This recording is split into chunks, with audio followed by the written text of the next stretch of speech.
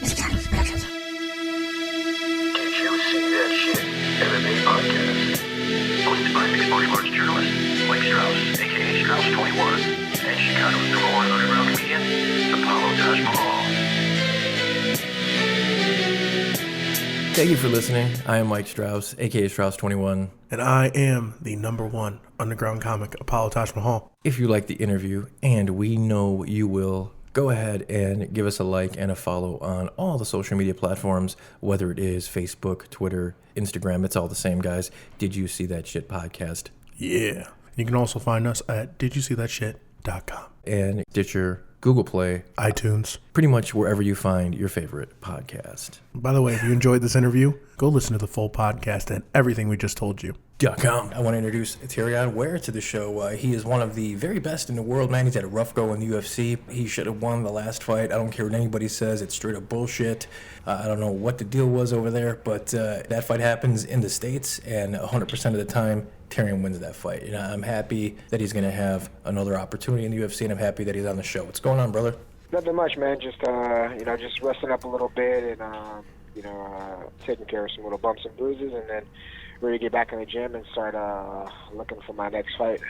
Very cool. Now, as I mentioned, that whole situation that happened with Tom Duquesnoy overseas, I know that it was quite upsetting. I know that you were very active in social media trying to get your point across. And what kind of feedback did you get on that? The feedback was great, man. The fans have been great, pretty much everyone came to the same conclusion that I did, that I won and that it was a bad judging decision. But everyone's been really positive. Everyone's really been uplifting and supporting, and gotten a lot of love in the social media world.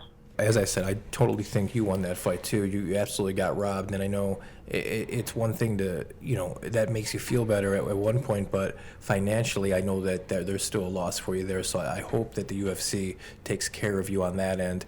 But did the UFC? Dana did say he was going to give you another fight, right? Yeah, 100%. My manager, right after the decision happened, he ran right over to the matchmaker Sean Shelby, and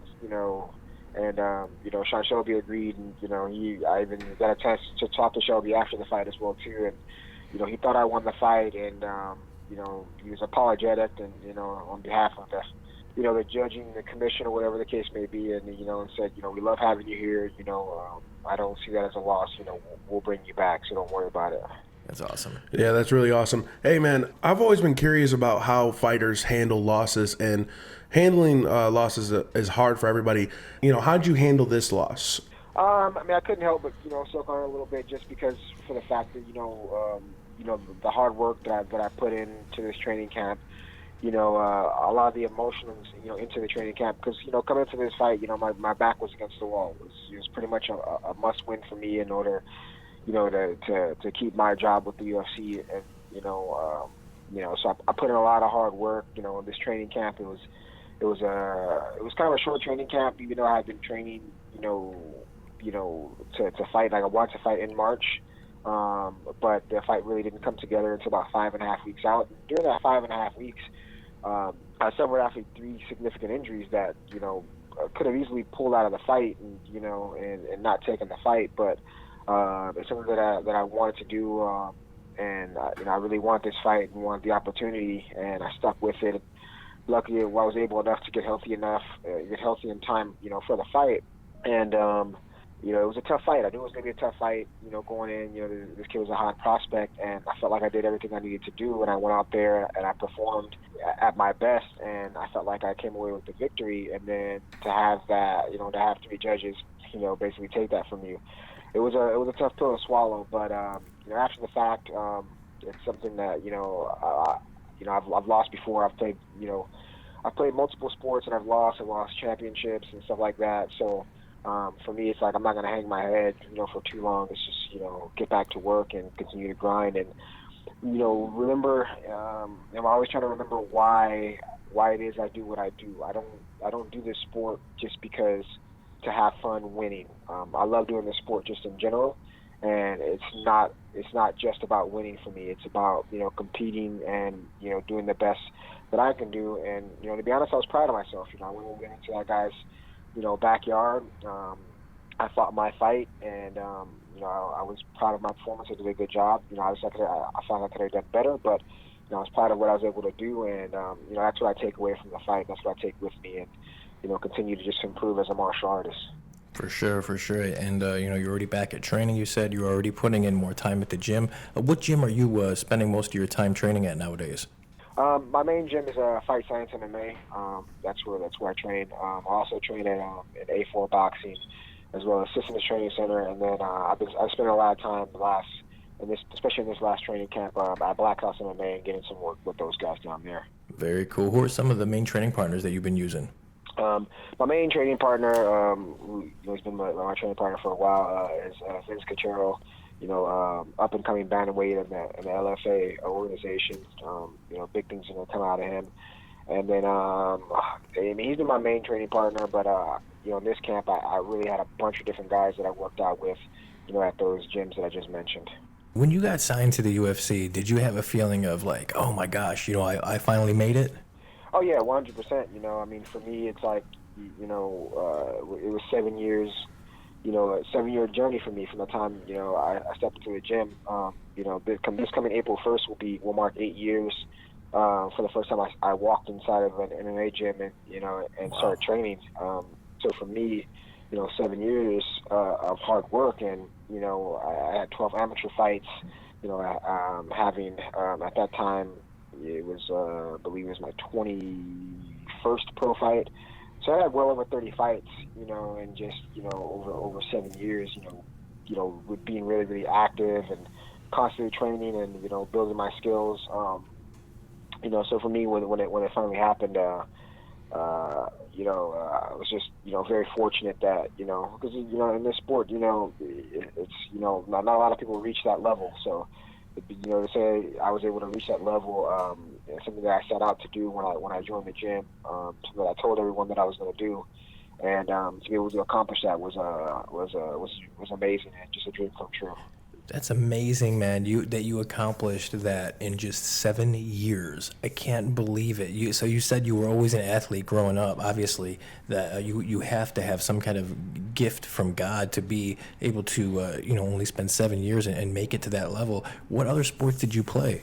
Growing up for me, the first sport that I played was soccer, and then after that was baseball. Baseball was kind of my main thing that I did for a really long time. I've done that since the age of 6 years old up until the age of 22, and was able to play 1 year of minor league baseball for the Dodgers. Got injured, and then from there, that's kind of what led me down to the path of getting into MMA. And but it was mainly just playing the traditional sports of baseball, football, basketball, soccer, track and field. And, for me, that was just mainly growing up, I was just playing traditional sports. I have a karate background I did as a kid as well, too. Did a little bit of boxing in high school, but, I was just mostly focused on baseball and football at that time in high school. Mm-hmm. And so when I stepped into an MMA gym, that's literally the day after my 24th birthday, I essentially had no MMA skills. It was just, it was a blank canvas, and I just knew that it was something that I had been watching the UFC for a while, something I was really into and became really passionate about.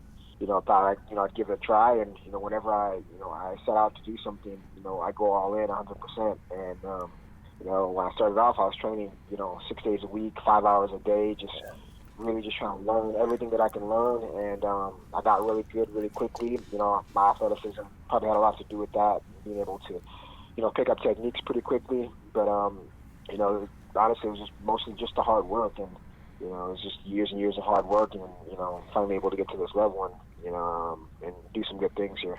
Do you think that it helped you, the fact that you had no prior experience in any martial arts? Starting at 24, you were a blank canvas, because a lot of guys are very one-dimensional when they first get in. Yeah, there's pros and cons to it. The pro side of it, obviously, is you're coming in basically.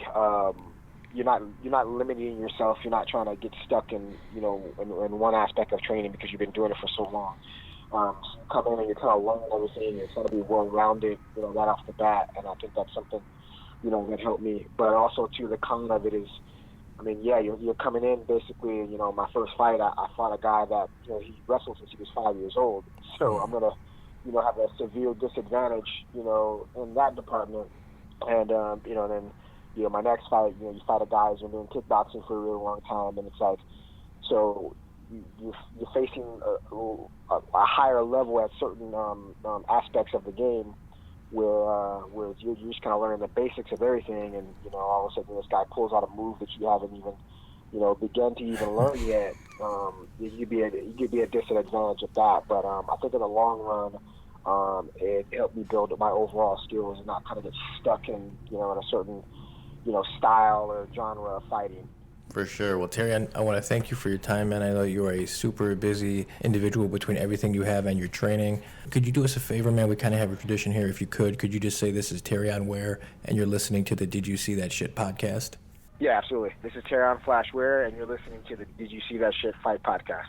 I appreciate it so much, Terrion. Thank you, man. No problem. Thank you guys for having me.